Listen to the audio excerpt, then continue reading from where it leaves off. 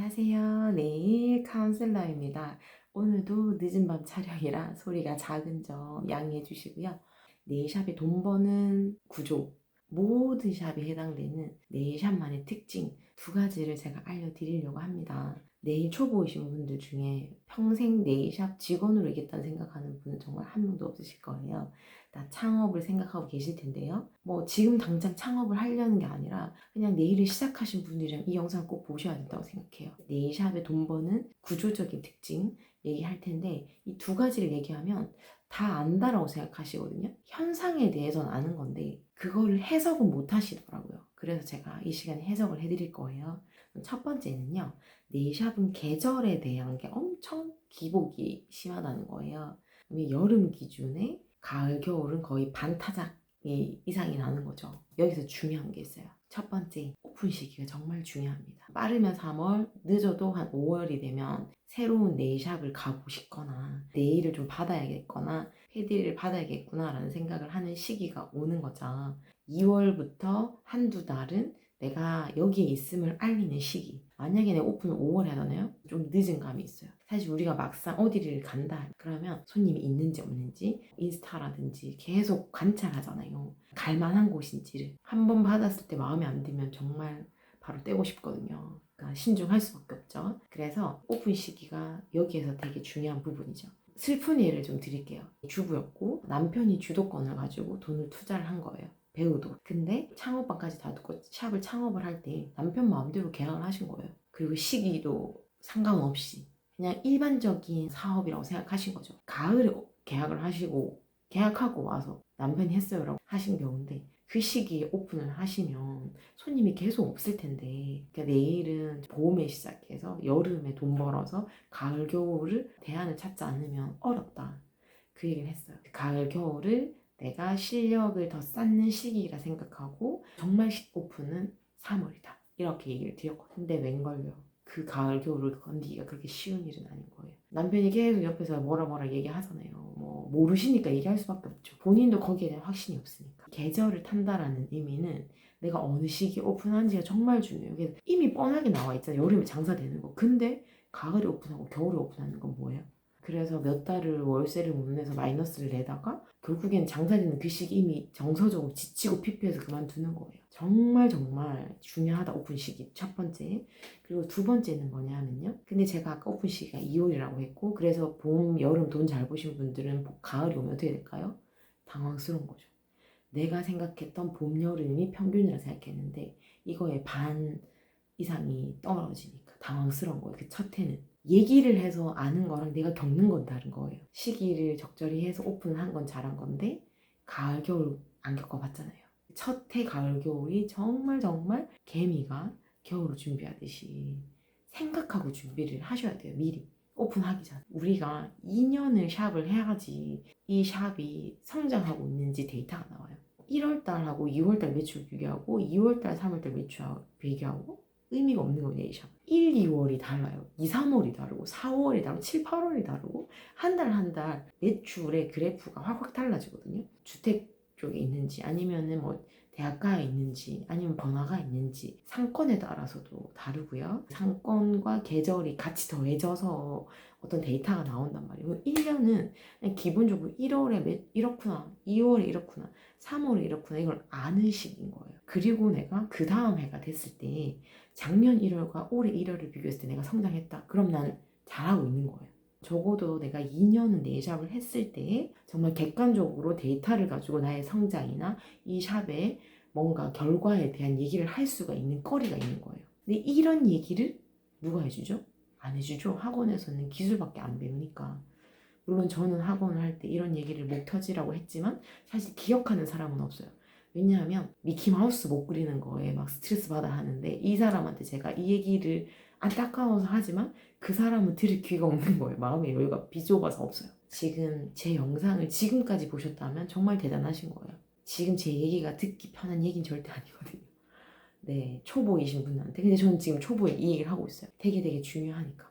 이 얘기만, 이 한 가지만 가지고도 사실 할 얘기가 너무 많은데. 여튼, 그러면 뭘 생각해야 돼요? 내가 가을, 겨울에 어떻게 해야지 여름만큼 매출 올릴지 생각하셔야 돼요. 이제 실제로 샵에서 하는 대안 얘기 드리면 가을, 겨울이 되면 손이 엄청 건조해지죠. 그래서 마사지라든지 각질이라든지 보습에 관련된 거를 하시는 거예요. 사실 이게 저가가 아니고 고가여서 여름 못지않게 이걸로 매출 올릴 수가 있고요. 30대부터 발 뒤꿈치에 대한 뭐 갈라진다든지 각질 두꺼워진다든지 뭐 구두 많으시는 분들 당연하고 그러다 보니까 그게 사실 가을 겨울 되면 피크로 막 안 좋거든요. 건조함이. 거기에 대한 걸 엄청 타겟을 해서 내가 여름에 아트 많이 하고 패디 많이 했던 거를 커버할 수 있어요. 발에 대한 공부를 많이 하셔야지 그만한 퀄리티를 가지고 고객한테 좋은 금액으로 시술해드리고 만족을 줄 수 있겠죠. 부족하면 부족한 만큼 저렴하게 받으셔야겠지만 그래도 없는 것과 있는 건 엄청나게 다르죠. 내가 이 생각을 하는 것과 아무 생각이 없이 장사 안 되랑은 다른 거잖아요. 두 번째는 속눈썹 펌, 그리고 속눈썹 연장, 그리고 왁싱, 뭐 스킨 플래닝, 뭐 여러 가지 많잖아요. 그런 모든 것들이 결국에는 가을, 겨울을 나긴 위함이거든. 근데 중요한 건 다 배우셔도 결국에는 나한테 맞는 것만 하고 있다라는 거예요. 내가 싫은 건 안 권하게 돼 있어요. 내가 좋아하는 건 되게 적극적으로 권하게 돼요. 결국엔 그게 내게 되더라고요. 속눈썹 연장하는 게 나한테 맞는지, 속눈썹 펌이 나한테 맞는지. 그 시술을 받는 내가 또 만족스러워야지 고객한테 권하거든요. 난 속눈썹 연장하는 걸 좋아해. 그럼 아마도 하는 것도 만족하게 하실 거고 고객한테도 훨씬 더 어필 잘 하실 거예요. 디테일하게. 그리고 나는 눈썹 연장은 정말 찝찝해서 불편하고 펌에 대한 만족도가 높아. 그러면 펌을 내가 손님한테 어필할 거죠. 그러면 또 그게 재밌는 거예요. 가을, 겨울에도 털이 많아서 고민이신 분은 해요. 왁싱도 또 나한테 취미에 맞아. 그러니까 왁싱은 사실 좀 에너지 소비가 크거든요. 이게 저는 너무 힘든 거예요. 털도 세신 분들 오면 이 웬만한 에너지가 아니라 그냥 팍팍팍 이렇게 해야 되는데 그 팍팍팍이 너무 지쳐가지고 딱 못하겠는 거예요. 그런 게 자기한테 맞는지가 중요해요. 액세서리 같은 거, 귀걸이, 뭐 핀, 그리고 옷. 고객들이 왔을 때 내가 추천하는 컬러, 추천한 아트가 마음에 들잖아요. 그러면 제가 귀걸이를 권하면 100%다 사는 거예요. 스타일에 대한 파악이 다 돼 있잖아요. 네일에서 그걸 다 담아내니까. 그리고 이 손님은 또 저에 대한 신뢰가 있잖아요. 이 가게에 한번 온 손님들이 내가 마음에 들면 내가 인플루언서인 거예요. 그러다 보니까 가을, 겨울에 날 수 있는 그 대안들이 있는 거죠. 지금부터 고민하셔야 돼요. 두 번째는 뭐냐면요. 내일은 손님이 들어오는 순간부터 나갈 때까지 내가 이 손님을 끝까지 다 이렇게 책임져야 된다는 거예요. 스텝이 여러 명에서 왔다 갔다도 할 수 있는데 웬만해서는 잘 못하죠. 쉬운 일은 아니죠. 그러다 보니까 대체로 그렇게 안 하죠. 그리고 각자 하는 거예요. 각자. 조금 손이 느려가지고 원톤 젤 네일을 2시간 한다. 근데 내가 오픈 시간이 아침 10시다. 그리고 밤 10시까지.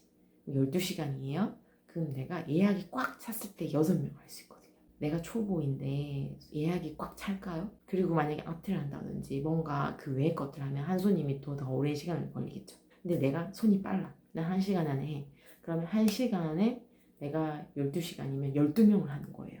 3만 원이에요. 36만 원이에요. 이렇게 시술하는 걸로 최대치 벌 수 있는 게 이거예요. 어떤 의미인지 아세요? 그걸로 답이 없다는 거예요. 원래 2시간 하는 사람이 막 1시간 안 했어요. 1시간 반 하는 걸 30분에 땡겼어요. 그럼 더 많이 집중하고 더 많은 에너지가 소비가 되잖아요. 그러다 보니까 빨리 지치는 거예요. 내 몸이 상하는 거예요. 그래서 이게 길게 할 수 있는 게 아닌 거예요. 여러분 생각하셔야 돼요. 손님을 한 명을 받으면 정말 1시간에 빠듯하게 해서 들어오고 나가고까지 1시간에 끝나는 걸 하는 걸 언제까지 할 수 있을 것인가? 그럼 뭐 대안이 뭐예요? 그냥 그때쯤 되면 안 하는 거예요? 뭐 그럴 수도 있겠죠. 아니면 마음을 비우고 돈 욕심 안 내고 취미로 하는 거예요? 그래도 좋죠. 뭐 그런 여유가 된다면 누구나 다 돈을 벌어야 먹고 살아야 되는데 그것에 대한 나름의 목표가 있다 명확하게. 그러면 생각하셔야 될 게 뭐냐면 그 몸으로 하는 시간 그 외에 추가적인 소득이 일어나는 걸 생각하셔야 돼요. 가장 쉬운 거는 제품을 판매하는 거예요. 큐티클 오일이라든지 영양제라든지 파일이라든지 고객님이 셀프로 관리할 수 있는 그런 제품들을 패키지로 만들어 놓고 판매하는 거예요. 내가 돈을 벌기 위한 건 당연하죠. 근데 이게 고객에게 만족이 되지 않잖아요. 별로였다. 그러면 안 사요. 안 좋게 소문이 나요. 거기 영업하더라 이렇게. 써봤는데 다른 데에서 추천해 준 거랑 비교했을 때 금액대 이게 너무 괜찮아. 만족스러워. 정말 싸고 좋은 제품 이 사람이 권해줬어. 그러면 그 다음도 넘어가는 거예요. 그래서 제가 아까 말했잖아요. 핀, 귀걸이, 아니면 뭐 옷 이런 것들이 바쁜데 내가 그거 할 시간이 없어요라고 하실 수도 있어요. 생각해 보세요. 한두 마디 이분에게 적절하게 사용법이라든지 아니 이 제품의 특징을 얘기했는데 고객이 만족해서 가져가고 또 재구매가 일어나거든요.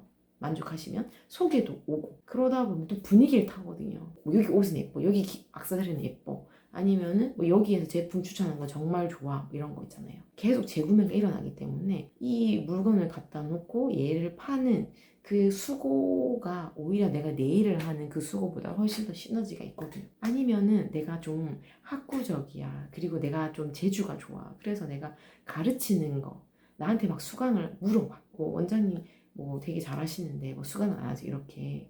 그러면 자연스럽게 수강생이 들어와요. 거기에 대한 게 나한테 맞으면 그것도 되게 도움이 되는 거죠. 아니면 유튜브를 하시는 거예요. 또 네일샵에 뭐 브이로그라든지 이런 걸 보여줘서 내가 유튜브에 대한 소득이 생길 수도 있고, 아니면 내가 유튜브로 제품에 대한 나의 느낌, 뭐 리뷰를 한다든지 아니면 하는 과정을 얘기한다든지, 그래서 뭐 협찬을 받을 수도 있고, 그게 또 제품 판매로 이어져서 내가 인기를 받을 수도 있고, 내가 좋아하는 것들을 내 샵에다가 요렇게 저렇게 시스템을 하시는 거예요. 그래서 돈을 벌죠. 효율적인 걸 담아보세요. 한두 개. 지금 시뮬레이션 하는 거예요. 여러분이 창업할 것에 대한 준비를. 나에게 딱 맞는 것도 해서 즐겁게 일하시는 그런 여러분이 되시면 좋을 것 같습니다.